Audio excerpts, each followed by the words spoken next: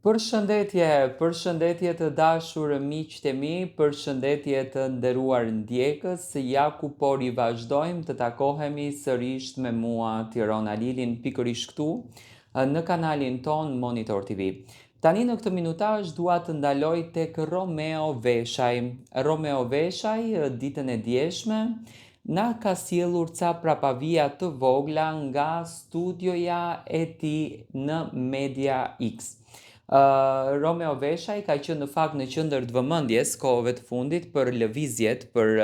strategjitë, për punën që në fakt ka bërë, është komentuar jashtëzakonisht shumë. A do të rikthehet sërish Romeo me emisionin? Është komentuar se çfarë emisioni, por në fakt ajo që ka rënë në sy të publikut dhe që ka ngritur pikpyetje të mëdha te publiku është përse pikërisht Romeo poston një fotografi gjatë kohës kur Heidi Baci po përflitet shumë që do t'jetë pjesë e përputhen, do me thënë po komentohet shumë që do t'jetë pjesë e përputhen. Pse ndodhen kjo gjëja pikërisht në atë kohë? Tani, fillimisht një herë, Romeo është një nga personazhet që më së shumti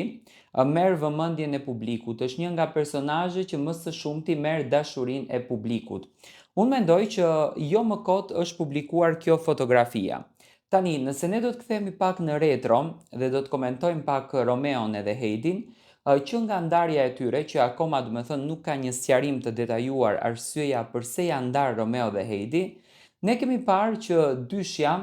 ka bërë ca lëvizje shumë interesante dhe në shumicën e rasteve ka qenë e përfolur situata, ka qenë e komentuar. Tani,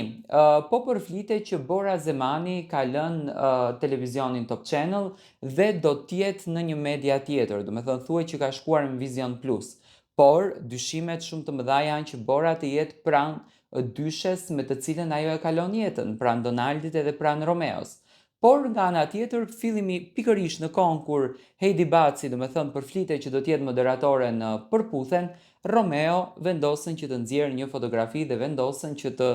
të tregoj në një farë mënyre një coming soon, le ta themi, që diçka e bukur po vjen. Unë mendoj që